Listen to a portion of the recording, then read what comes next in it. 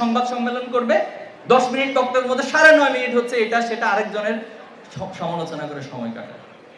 এজন্য আমরা এই সমস্ত ব্যক্তিদের সাথে কথা বলে সময় নষ্ট করবো না। তোমাদের প্রতি অনুরোধ থাকবে, তোমরা যে সমাজে বেড়ে উঠবা, তোমরা যে বন্ধুদের সাথে বেড়ে উঠবা এবং অসংখ্য বন্ধুকে পাবা, অহেতুক বিষয় নিয়ে তোমার ঘন্টার পর ঘন্টা সময় নষ্ট করো। মেহেরবানি করে ওই সময়গুলো তুমি তোমার বাবাকে সময় দাও, তোমার মাকে সময় দাও, তুমি তোমার একটা পড়াশোনার মধ্যে সময় দাও, একাডেমিক অর্জনের মধ্যে সময় দাও, একটা স্কিল ডেভেলপমেন্টের মধ্যে সময় দাও। দেখবে এটা তোমাকে সামনের দিন অনেক দূরে এগিয়ে নিয়ে যাবে। কারণ আমরা দেখেছি বিগত সময়ের এমপিরা সংসদে গিয়ে কি করতো? গান গাইতো। সংসদ গান গাওয়ার জায়গা? গান গাওয়ার জন্য আপনি শিল্পকলায় যান, আপনি কালচারাল প্রোগ্রাম আয়োজন করেন।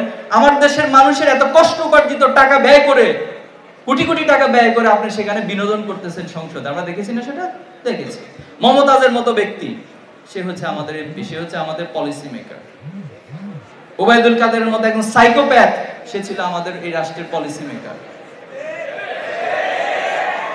হাসিনার মতো একজন রক্ত খেকো, সে বলছে তার রক্ত নাকি তার নেশা।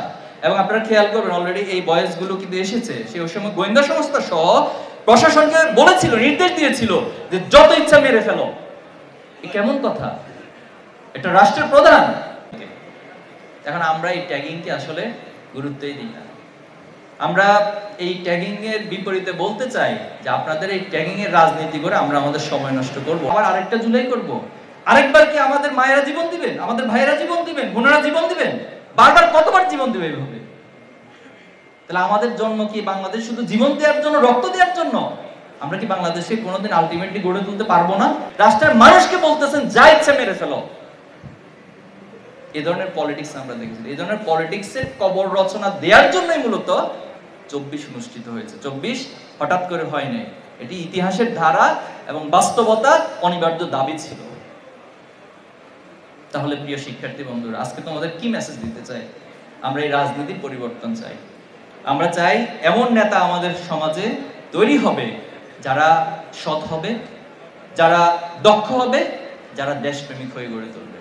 তাদের দেশপ্রেম নিয়ে কখনো কেউ প্রশ্ন তুলতে পারবে না, তাদের অ্যাক্টিভিজম গুলো সেটা প্রমাণ করবে। তাদের সততা নিয়ে কেউ কখনো প্রশ্ন তুলতে পারবে না। অথচ আজকে আমাদের রাজনীতিবিদ মানে হচ্ছে সততার দিক থেকে সবচেয়ে বেশি, এবং অসৎ হওয়ার যদি প্রতিযোগিতায় কাউকে কম্পিটিশন করা হয়